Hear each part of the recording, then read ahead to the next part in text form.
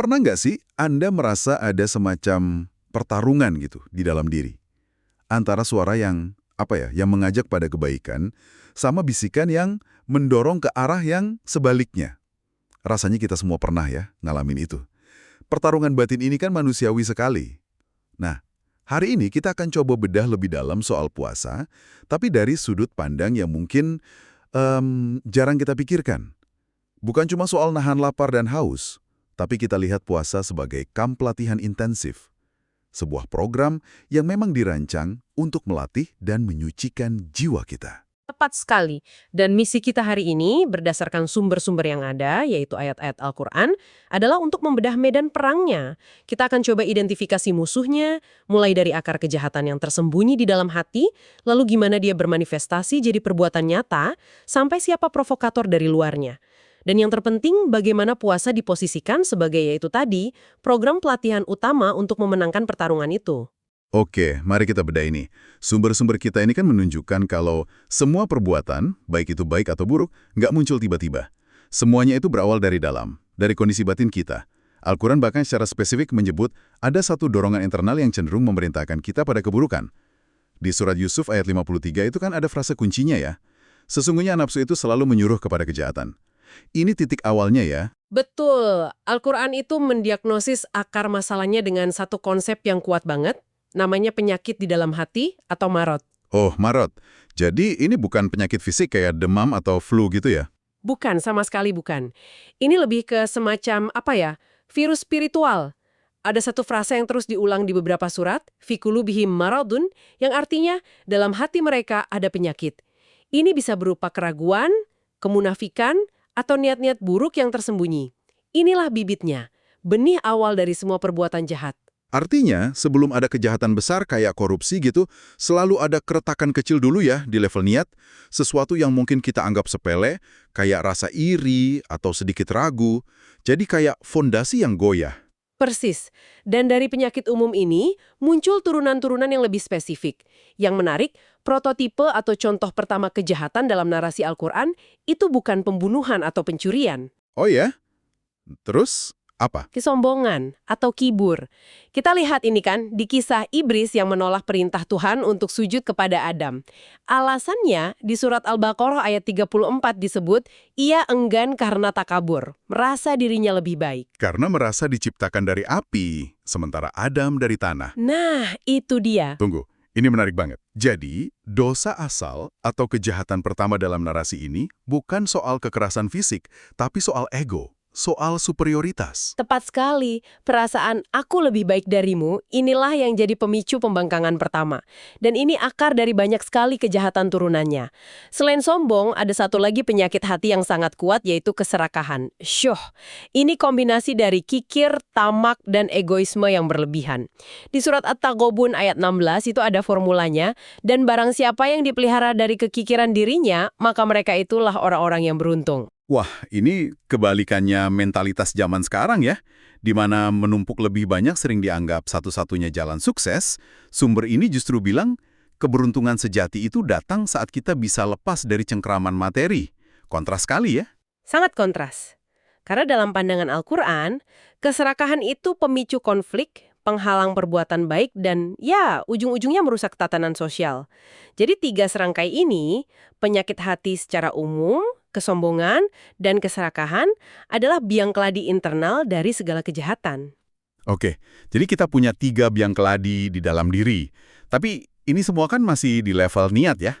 Ya kan? Masih tersembunyi. Nah, pertanyaan saya, gimana virus internal ini akhirnya ya menular keluar jadi tindakan yang merusak orang lain? Prosesnya itu sebetulnya sangat logis. Bayangkan saja seperti air bah. Kalau bendungan di dalam hati kita, yaitu kendali diri, sudah retak oleh penyakit-penyakit tadi, lama-lama dorongan nafsu itu akan jebol. Nah, luapannya itulah yang jadi tindakan-tindakan yang merusak dan melanggar aturan, atau yang disebut hududullah. Al-Quran kasih banyak contoh, misalnya di bidang finansial. Ayat 188 dari surat Al-Baqarah itu tegas melarang memakan harta orang lain dengan cara yang batil. Ini mencakup korupsi, penipuan, pencurian, termasuk praktik riba. Jadi dari rasa serakah di hati satu orang, bisa berujung pada sistem ekonomi yang timpang. Ngeri juga ya eskalasinya. Betul. Lalu eskalasi berikutnya, kejahatan kemanusiaan. Larangan membunuh itu salah satu yang paling fundamental. Di surat An-Nisa ayat 93, ancamannya sangat keras bagi pembunuh yang disengaja. Ini semua masuk kategori yang lebih luas, yaitu berbuat kerusakan di muka bumi atau fasad. Lalu ada juga spektrum kejahatan moral yang sering disebut fahsya. Ini kategori umum untuk semua perbuatan keji. Jadi, semua itu pada dasarnya adalah buah pahit dari pohon yang akarnya ya 3 penyakit yang kita bahas di awal tadi. Oke, sejauh ini kita sudah petakan pertarungan dari dalam diri. Pertanyaannya, apakah ini murni perang saudara di dalam diri kita saja? Atau ada pemain dari luar yang ikut memperkeruh suasana? Nah, ini bagian yang membuat petanya jadi lebih kompleks. Al-Quran itu mengkonfirmasi adanya pengaruh eksternal yang secara aktif mengeksploitasi kelemahan internal kita. Disinilah peran syaitan masuk sebagai provokator eksternal. Penting untuk dipahami, dia tidak menciptakan kejahatan dari nol, tapi dia meniupkan api pada bara yang sudah ada di dalam nafsu kita. Oke, bisikan setan. Sejujurnya ini kedengarannya kayak konsep film horor ya. Dalam konteks sumber kita, ini harus dipahami secara harfiah, atau ini sebuah metafora untuk pikiran negatif yang kita alami? Itu pertanyaan yang sangat bagus. Sumbernya sendiri menggambarkannya sebagai sesuatu yang nyata, entitas yang membisikkan kejahatan ke dalam dada manusia. Seperti yang digambarkan di surat terakhir Al-Quran, An-Nas, tapi cara kerjanya sangat psikologis. Anggap saja seperti algoritma negatif di kepala kita. Ia tidak menciptakan pikiran baru, tapi ia akan mempromosikan dan memperkuat pikiran buruk yang sudah ada, membuatnya naik ke trending topik di benak kita. Inilah mekanisme pertama yang disebut was-was, bisikan. Jadi bukan perintah yang jelas gitu ya, tapi lebih kayak sugesti yang diulang-ulang. Mirip iklan spam di email kita. Persis. Dan dari situ ada mekanisme kedua yang lebih canggih. Namanya tazyin. Tazyin. Apa itu? Menghias perbuatan buruk sehingga terlihat indah, logis, bahkan benar. Tunggu. Jadi insight utamanya di sini bukan berarti setan itu memaksa kita, gitu. Tapi dia itu lebih kayak marketing director yang canggih banget. Dia nggak menjual kejahatan, tapi dia menjual gaya hidup atau solusi cerdas yang kebetulan jahat. Nah, itu dia. Persis, Anda nangkap banget esensinya. Dia adalah pemasar ulung. Produknya, yaitu perbuatan buruk, dibungkus begitu rapi sampai kita sendiri yang membelinya dengan sukarela, bahkan merasa bangga sudah bikin pilihan yang tepat. Surat Fatir ayat 8 itu bertanya secara retoris, maka apakah orang yang dijadikan setan menganggap baik perbuatannya yang buruk lalu dia meyakini perbuatannya itu baik? Logika kita dibajak. Ini jauh lebih bahaya sih. Karena kita melakukan keburukan sambil merasa sedang melakukan hal yang benar. Sangat berbahaya. Lalu ada mekanisme yang sangat praktis. Menakut-nakuti dengan kemiskinan. Ini jurus andalan untuk menghalangi perbuatan baik, terutama sedekah. Surat Al-Baqarah ayat 268 bilang, setan menjanjikan, menakut-nakuti kamu dengan kemiskinan dan menyuruh kamu berbuat kejahatan. Kikir.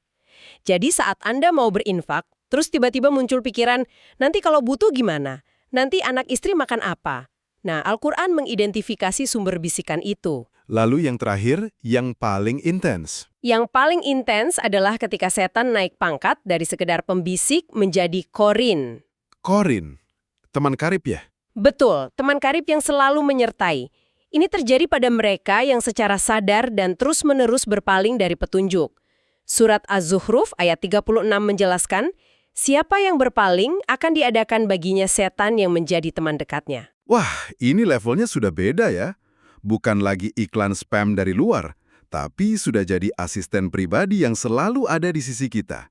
Dan tujuannya menyesatkan. Oke, jadi gambaran perangnya sekarang sudah sangat jelas. Kita punya musuh dari dalam, yaitu nafsu dengan segala penyakitnya. Dan kita punya provokator dari luar, yaitu setan dengan berbagai mekanisme canggihnya. Sekarang, ayo kita bicara solusinya. Disinilah kita kembali ke kamp latihan kita.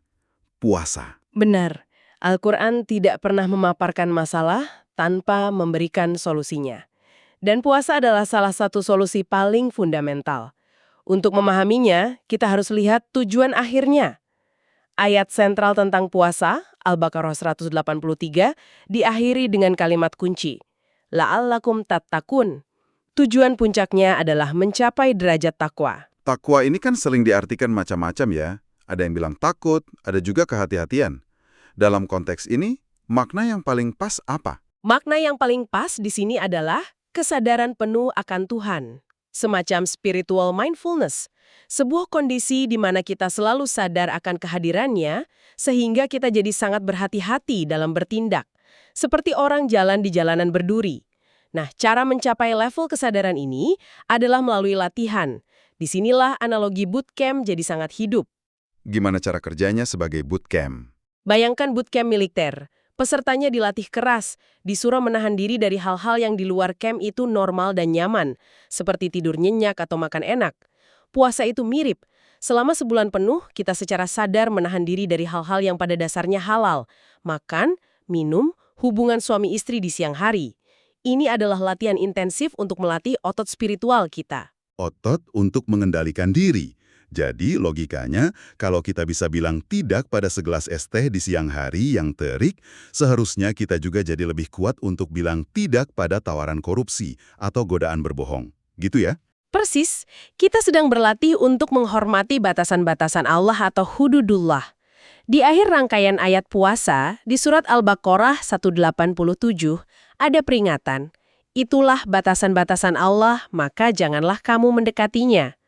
Puasa itu simulasi ketaatan pada batasan. Kalau kita bisa taat pada batasan menahan diri dari yang halal, logikanya kita akan lebih terlatih untuk taat pada batasan tidak melakukan yang haram. Lalu bagaimana puasa secara spesifik membersihkan jiwa dari penyakit-penyakit yang kita bahas di awal tadi, seperti sombong dan serakah? Nah, ini adalah inti dari pelatihan tersebut, yang disebut tazkiyatun nafs, proses penyucian jiwa. Ini proses detoksifikasi spiritual.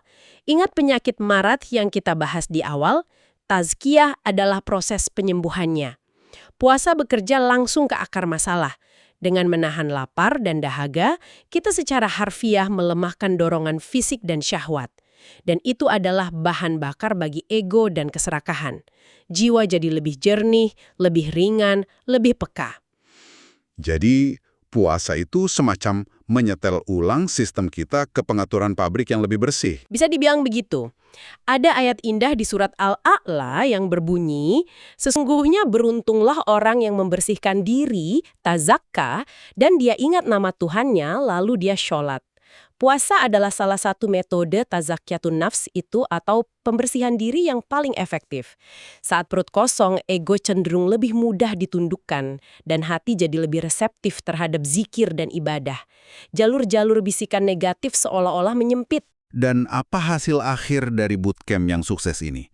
Kelulusannya apa? Jika proses tazkiyatun nafs ini berhasil, jiwa akan mencapai sebuah tingkatan yang luar biasa.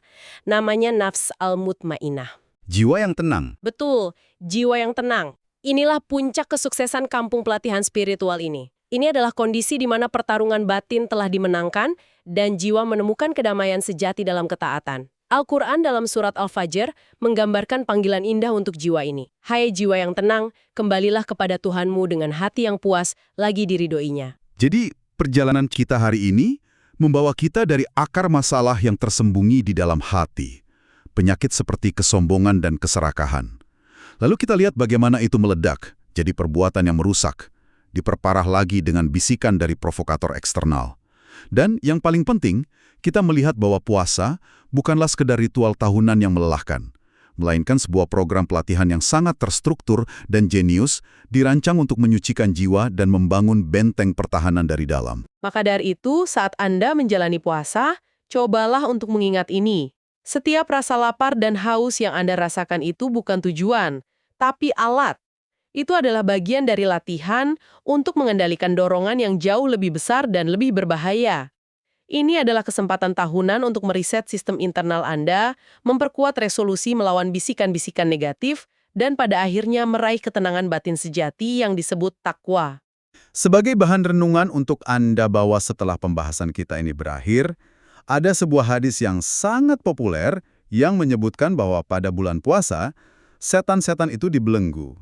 Nah, ini memunculkan sebuah pertanyaan reflektif yang sangat tajam untuk kita semua. Jika memang benar pengaruh eksternal atau sang provokator itu sudah dilemahkan, lalu mengapa kita kadang masih melihat diri kita sendiri atau orang di sekitar kita melakukan perbuatan buruk di bulan suci ini? Ini memaksa kita untuk jujur pada diri sendiri dan bertanya, seberapa kuatkah cengkeraman nafsu dan kebiasaan buruk kita? Bahkan ketika pemasar ulung itu sedang cuti, ini adalah cermin untuk melihat di mana posisi kita sebenarnya dalam pertarungan batin ini.